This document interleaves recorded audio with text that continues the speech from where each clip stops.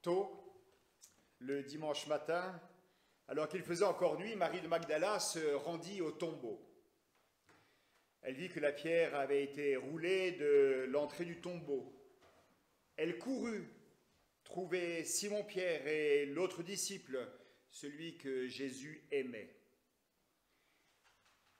Elle leur dit, « On a enlevé le Seigneur de son tombeau et nous ne savons pas où on l'a mis. » Pierre et l'autre disciple partirent et se rendirent au tombeau. Ils couraient tous les deux. Mais l'autre disciple courut plus vite que Pierre et arriva le premier au tombeau. Il se baissa pour regarder et vit les bandes de lin posées par terre, mais il n'entrant pas.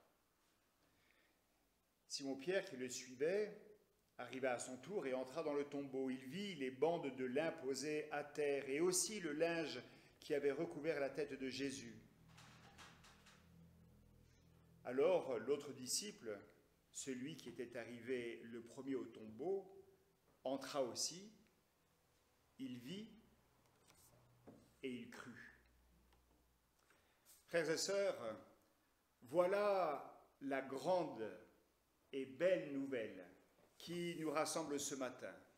Le Christ est ressuscité, il est vraiment ressuscité. Son amour envers nous s'est montré le plus fort. Gloire au Père, au Fils et au Saint-Esprit, pour les siècles des siècles. Amen.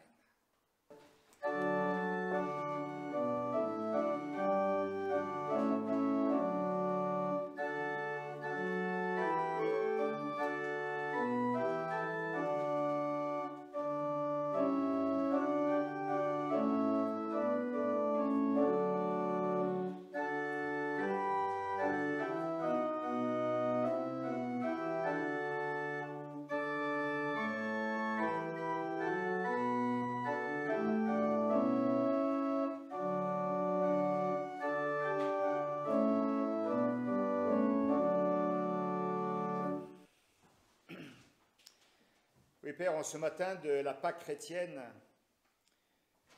nous voulons te dire notre joie, notre reconnaissance, que nous voulons vivre avec toutes les églises qui se sont levées ce matin au gré de la rotation du soleil.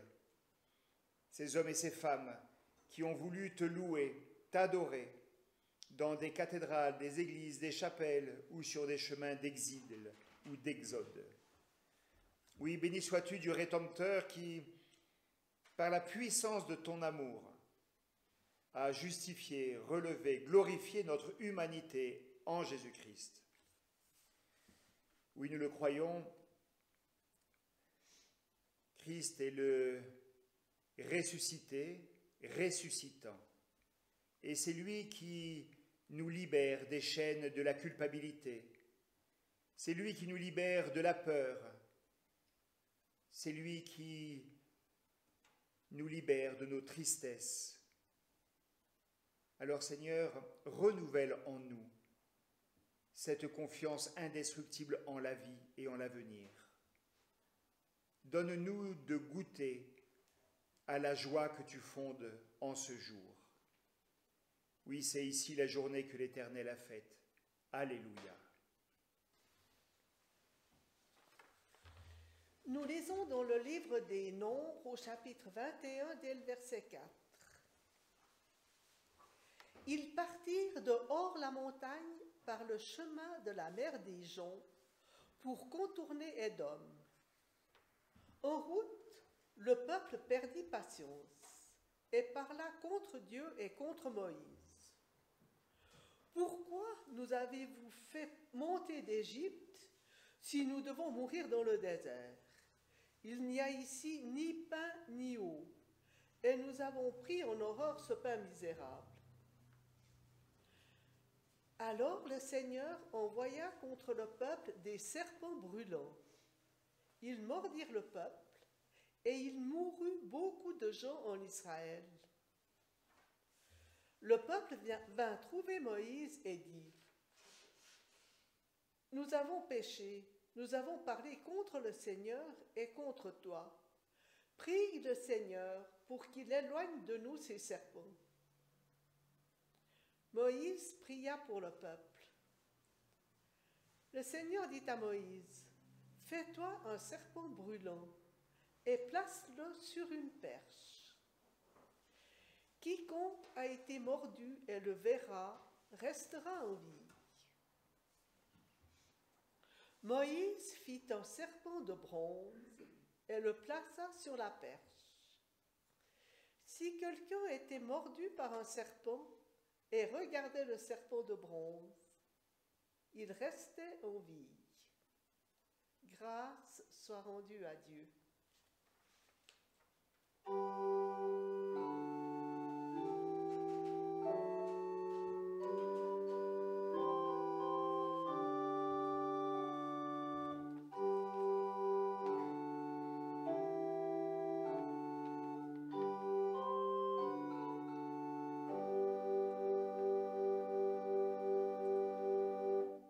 Dans l'Évangile selon saint Jean au chapitre 3, les versets 13 à 17. Personne n'est jamais monté au ciel, excepté le Fils de l'homme qui est descendu des cieux. Et tout comme Moïse a élevé le serpent de bronze dans le désert, de même le Fils de l'homme doit être élevé, afin que toute personne qui croit en lui ait la vie éternelle. Car Dieu a tellement aimé le monde qu'il a donné son Fils unique, afin que toute personne qui croit en lui ne périsse pas, mais qu'elle ait la vie éternelle. Dieu n'a pas envoyé son Fils dans le monde pour juger le monde, mais pour que le monde soit sauvé par lui. Amen.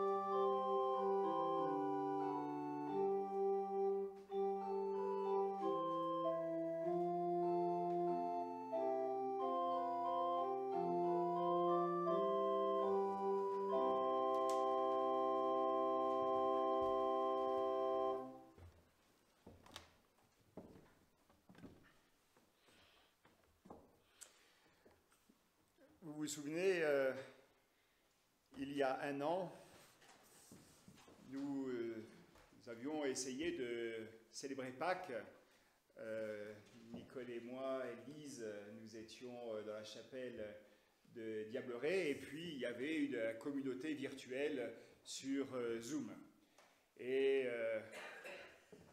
je me souviens que comme personne n'avait éteint son micro, les petits commentaires domestiques se mélangeaient à la sainte liturgie de la Sainte Seine sur un fond d'écho et de larcène. Et que quand nous avons cherché à chanter « À toi la gloire », il y avait tellement de décalage entre les voix que c'était tout simplement inaudible. Voilà, c'était il y a un an. Maintenant, nous sommes venus des grands techniciens des vidéoconférences, mais à l'époque, nous étions tout simplement des néophytes. Il y a un an, nous étions aussi extrêmement prudents. Il y avait plus de personnes sur les chemins de randonnée que dans les rues des villages. Et dans plusieurs endroits, en tout cas au Diableret et à Lézin, les jeunes et quelques personnes de la paroisse faisaient les courses pour les plus anciens et les plus fragiles. Nous étions tous reconnaissants de voir la solidarité se mettre en place et combien nous prenions soin les uns des autres par un coup de fil ou par une attention particulière. Je dois dire que c'est aussi un des moments où le lien intergénération a été palpable. Il y avait vraiment là une communauté diverse qui était axée vers le même objectif. Alors un an plus tard, nous avons la joie de nous retrouver en présentiel, mais je crois qu'on peut dire que nous sommes quand même fatigués par ces longs mois de pandémie. usé d'avoir subi cette succession ininterrompue d'espoir, mais de désillusion aussi. Alors, on a appris à être soit philosophe, soit résigné, c'est selon. En tout cas, je crois que nous sommes aussi tous en solidarité avec ceux qui ont perdu un être cher, avec ceux qui sont dans une détresse économique ou psychique. Alors, en pensant à ce culte de Pâques, j'ai recherché un texte qui pourrait parler de notre actualité et qui pourrait porter ce message de la résurrection du jour de Pâques. Et il m'a semblé que ce texte du serpent d'airain, dans le livre des Nombres et dans l'évangile de Jean, était propice à nous apporter ce sens. Ces serpents invisibles qui piquent et mordent la population, eh bien, effectivement, ressemblent à la Covid. Le venin, comme le virus, frappe tout le monde et du coup, eh bien, notre vie se déroule sur fond d'inquiétude, de précaution, de peur peut-être. Moïse élève un serpent d'airain comme on élève le caducée pour annoncer que c'est promis, à la fin du mois de juin, tout le monde sera vacciné. Notre fatigue ressemble aussi à celle du peuple d'Israël qui trouve que cette traversée du désert est vraiment beaucoup trop longue. Bon, 40 ans, je pense quand même qu'on va y échapper. Mais en tout cas, chez eux, cette longueur a produit de l'amertume, de la colère. Et peut-être que c'est aussi ce que nous entendons ici et là. En tout cas, dans pareille situation, c'est certain que la parole arrive très rapidement comme étant une parole mauvaise, une parole de malédiction. Et malédiction, c'est dire mal, c'est parler mal. Et ce qui domine ce texte, c'est bien cela. Au fil de cet épisode du serpent d'airain, on découvre combien la parole part de travers, combien elle suit une boussole qui n'indique plus le nord, et combien sa morsure est aussi contagieuse que le virus. Elle destille un venin aussi mortel que la Covid. Et subtilement, le texte va nous indiquer le responsable de ce mal qui se répand au milieu du peuple. Parce qu'au départ, si vous avez bien entendu, au départ, on a l'impression qu'il y a plusieurs serpents. Mais à l'arrivée, en hébreu, contrairement à la traduction française, en fait, à l'arrivée, il n'y a plus qu'un singulier. On ne parle plus des serpents, mais du serpent. Et vous comprenez bien que quand le peuple demande à Dieu d'éloigner ce serpent, eh bien celui qui a quelques cultures bibliques comprend que ça renvoie à un ailleurs, à un serpent antique. Et l'attaque de ce serpent, de ce diviseur, de cet instigateur, eh bien, va dans 4 directions.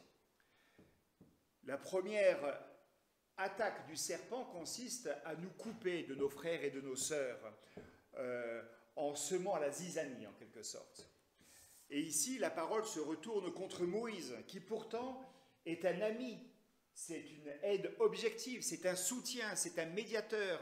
Il est fidèle au peuple, alors même qu'il est critiqué de toutes parts. Eh bien, figurez-vous que depuis le mois de janvier, je suis témoin d'un certain nombre de querelles où la parole part en vrille sans être contrôlable. Et je crois que c'est toujours ce qui arrive quand on a un peu les nerfs à fleur de peau. La seconde attaque, elle, est dirigée contre les cadeaux de Dieu. Vous vous souvenez que la manne avait été reçue par le peuple avec reconnaissance, avec joie. C'était vraiment une réponse à l'attente et aux prières du peuple. Et voilà que cette manne est appelée maintenant le pain méprisable. Le pain méprisable. Et alors, je pense à notre situation, à la déchristianisation du canton de Vaud, par exemple. Et je me dis, mais ce pain de vie, ce pain qui permet d'avancer dans un chemin de foi, ce pain pour la route, comment peut-il être aujourd'hui si délaissé, si méprisé ? Comment se fait-il que la parole de Dieu, que la prière, que la communauté, que les sacrements soient à ce point délaissés. Et si on en croit même les dessins humoristiques de la presse, ou quelques rubriques ici ou là, moquées. La troisième attaque touche au sens de l'existence, justement, au sens de la marche. Le peuple guidé par Moïse allait Caïn, vers cette terre promise. Ils se révoltaient, ils faisaient des détours, etc. Mais ils avançaient comme en vrille vers cette terre de liberté. Le chemin n'était pas rectiligne, mais ils avançaient quand même. Et voilà que subitement, tous les repères s'effacent. Tout devient non-sens. Tout devient fake news en quelque sorte. C'est-à-dire qu'il est impossible de faire la différence entre le vrai et le faux, entre le bon et le mauvais. Et le peuple d'Israël de dire, mais en fait, on était bien mieux en Égypte, sur cette terre d'esclavage, sur cette terre d'humiliation et d'indignité.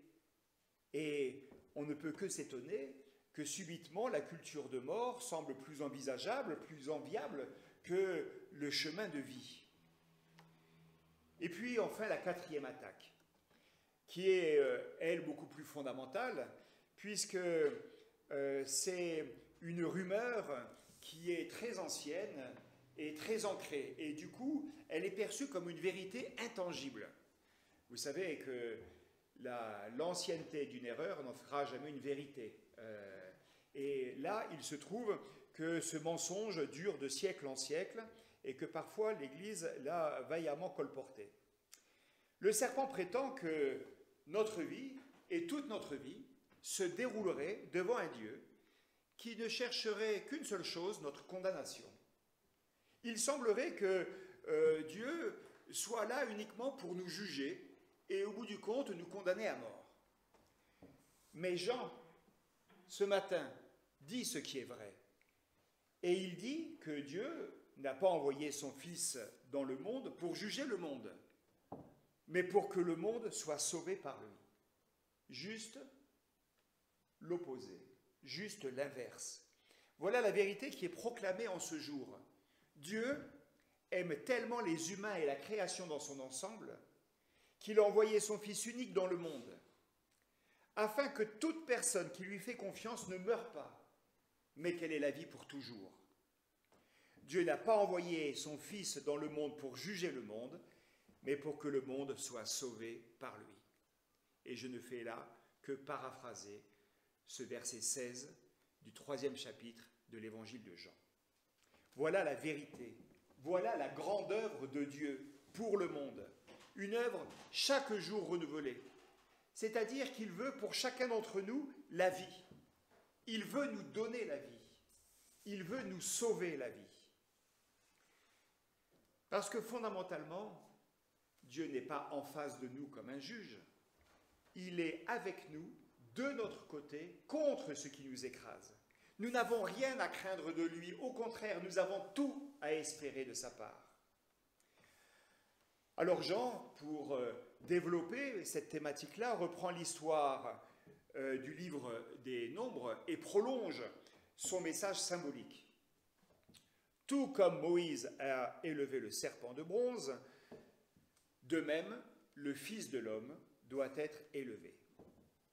Et voilà qu'à Pâques, la croix n'est plus un engin de torture, mais c'est un signe d'espérance, de libération et de vérité. C'est maintenant la manifestation visible, et je pourrais dire même le sacrement de la volonté de salut de Dieu pour le cosmos dans son entier. Parce que la croix n'est plus un instrument de mort à contempler, mais ce qui est à contempler, c'est un amour, c'est l'amour de Dieu.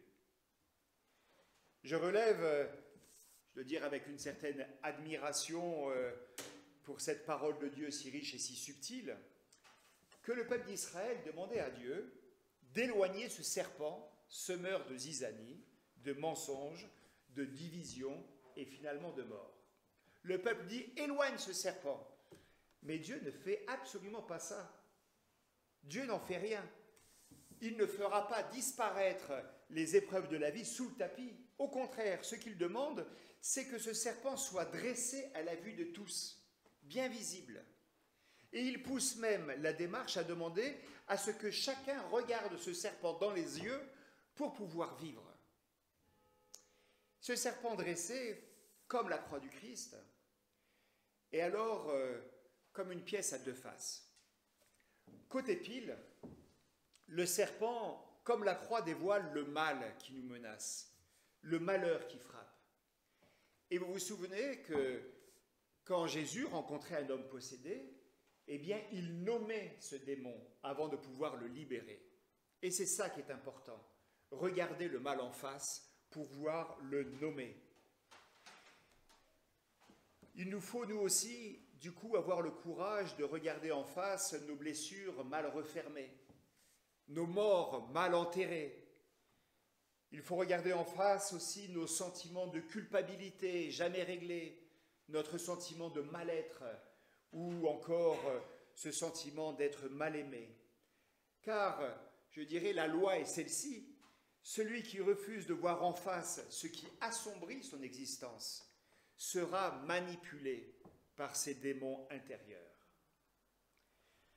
Dans ce côté pile, Christ est encore en croix et il manifeste là la solidarité de Dieu avec tous ceux qui se sentent abandonnés, tous ceux qui se sentent rejetés, ou ceux qui ne se sentent pas rejetés, mais qui sont objectivement victimes des pouvoirs de ce monde. Christ en croix est solidaire d'une humanité en rejoignant le plus petit d'entre nous, le plus malheureux d'entre nous, celui qui est objectivement seul. Et nous pouvons dire devant ce Christ en croix, eh bien, nous pouvons lui dire nos révoltes, nos amertumes, nous pouvons lui dire notre ras-le-bol de la pandémie, notre souffrance devant la perte d'un être cher. C'est-à-dire que nous pouvons dire notre révolte devant Dieu. Côté pile, et il y a un côté face. Avec le côté face, nous sommes placés au cœur du miracle de Pâques. Parce que Pâques, c'est ce grand retournement où le serpent, symbole du mal absolu, est retourné en signe de salut. Où la croix, qui représente ce qu'il y a de pire en l'humain, va devenir un symbole de vie pour les siècles des siècles. Une vie plus forte que tout, et même une vie malgré tout. Et puis la parole contre, instrumentalisée par le serpent, une parole qui condamne Moïse et qui en veut à Dieu, se transforme en parole pour, en parole bonne, en parole de bénédiction, une parole qui nous déclare fils et filles bien-aimés du Seigneur. Une parole qui nous déclare libres d'aimer et d'entreprendre. Et cette parole-là est une parole de vérité qui dit la dignité de l'humain, la beauté de l'humain. Au lieu même de nos échecs, de nos tristesses, de nos conflits, un message d'espérance prend racine, parce que oui, tout est possible. Le pardon, la réconciliation, la joie, la vie en fraternité. Et du coup, cette croix dressée, comme le serpent dressé, nous oblige à lever les yeux au-dessus de la poussière où règne le serpent antique, avec tout ce qu'il représente. Cette croix dressée nous oblige à lever les yeux au-dessus de ce qui nous obsède et qui nous bouche la vue. Et parfois, ce qui nous obsède, eh bien, c'est un conflit, c'est un remords, c'est une blessure. La croix nous pousse à nous redresser, à lever le regard vers celui qui est la vie. Elle donne au regard aussi la profondeur de l'espérance. La croix, c'est l'espérance imprenable, plantée au cœur de nos vies, comme au cœur du monde. Alors, chers amis, soyons des enfants de Pâques, des enfants de cette espérance-là. C'est-à-dire que là où la parole est mauvaise, soyons porteurs d'une parole bonne, d'une parole de bénédiction. Là où les dons de Dieu sont méprisés, eh bien, sachons en vivre pour donner envie, pour mieux les partager. Là où les hommes et les femmes essayent de donner du sens à ce qu'ils vivent, sachons être des poteaux indicateurs, désignant un chemin praticable, un chemin de vie. Là où Dieu est dénaturé, en despote pervers, eh bien, sachons signifier cet amour manifesté en Jésus-Christ, de la crèche à la croix. Et puis, frères et sœurs, soyons des enfants de cette espérance de Pâques, c'est-à-dire sachons relever le buste, relever la tête, pour inviter ceux qui nous entourent à contempler ce monde nouveau qui s'ouvre devant nous en ce jour des résurrections. Amen.